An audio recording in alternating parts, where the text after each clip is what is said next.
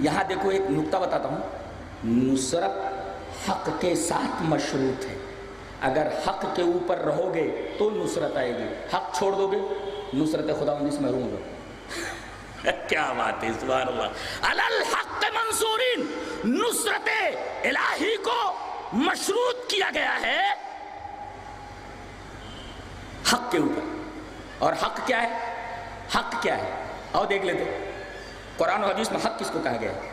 الذین کفروا وصدوا عن سبیل اللہ اضل اعمالهم والذین آمنوا وعملوا الصالحات وآمنوا بما نزل علی محمد وهو الحق.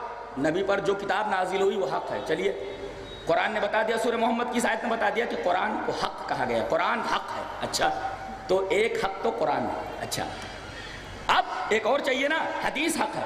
آئیے وہ حدیث دیکھ لیتے ہیں. حدیث اس طرح، وعن عبداللہ بن عمرو رضی اللہ تعالیٰ عنہ قال كنت اكتب كل شيء اسمعه من رسول اللہ صلی اللہ علیہ وسلم اريد حفظه فنهتني قريش وقالوا اتكتب كل شيء تسمعه ورسول الله صلى الله عليه وسلم بشر يتكلم في الغضب والرضا فامسكت عن الكتاب فذكرت ذلك لرسول الله صلى الله عليه وسلم فأومى باصبعه الى فيه فقال اكتب فوالذي نفسی بیدہ ما یخرج منہ الا حق. رواہ ابو داؤد فی کتاب العلم. حضرت امام ابی داؤد اس حدیث پاک کو اسے کتاب العلم کے اندر لائے. راوی حضرت عبداللہ بن عمر. حضرت عبداللہ بن عمر فرماتے ہیں کہ نبی کریم صلی اللہ علیہ وسلم کی ہر بات کو میں نوٹ کر لیا کرتا تھا تاکہ میں یاد کروں، حفظ کروں.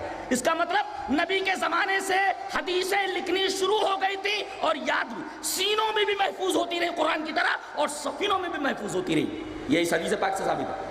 تو قریش نے کہا ارے تو کیا کر رہا ہے، جو کچھ تو سنتا ہے لکھ لیتا ہے. نبی اکرم صلی اللہ علیہ وسلم بشر ہے. دیکھو تمام صحابہ کرام کا عقیدہ کہ بشر ہے. وہ رسول اللہ صلی اللہ علیہ وسلم بشر یتکلم فی الغضب والرضا، کبھی غصے میں بولتے کبھی خوشی میں بولتے، سب کو لکھ لیتا ہے. کہتے ہیں میں کچھ سوچ کر کے رک گیا لیکن دل جم نہیں رہا تھا، میں نے سوچا کہ نبی سے پوچھ لوں. فذکرت ذلک لرسول اللہ صلی اللہ علیہ وسلم، یہ اس بات کا تذکرہ میں نے نبی سے کیا. نبی کریم صلی اللہ علیہ وسلم نے اپنی انگلی سے اپنی زبان مبارک کی طرف اشارہ فرماتے ہوئے کہا لکھ، رکنا نہیں، اب لکھتا جا. اس ذات کی قسم جس کے ہاتھ میں میری جان ہے، اس زبان سے جو کچھ نکلتا ہے حق ہی نکلتا ہے. یہاں حدیث پاک کو حق کہا گیا، اس آیت کریمہ میں حق کہا گیا قرآن کو، اس حدیث پاک میں کہا گیا کہ حق نام ہے حدیث کا. اس کا مطلب علی الحق میں قرآن و حدیث ہے. اس کا مطلب قرآن و حدیث پر اگر رہو گے تو نصرت قدم چومے گی. ایک گلی کے اندر ایک آدمی ہوتا ہے، چند مہینوں کے اندر دیکھا گیا کہ مسجد کی تیاری ہو رہی ہے، امیر صاحب سے بات ہو رہی ہے کہ کیا کیا جائے، آگے کیا کیا جائے، مسجد وغیرہ کے بارے میں کیا بول رہے ہیں آپ. نصرت ہے یہ، علی الحق منصورین، اللہ کی طرف سے نصرت، اس لیے کہ حق کے اوپر ہے نا.